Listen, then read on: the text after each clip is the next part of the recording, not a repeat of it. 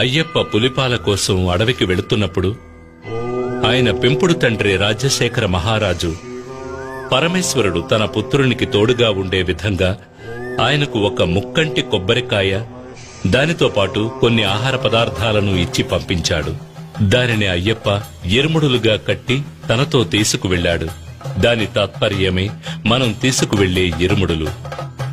ఇరుముడి అనేది నేతగుడ్డతో కుట్టబడిన 2 భాగాలుగా ఉండే సంచి.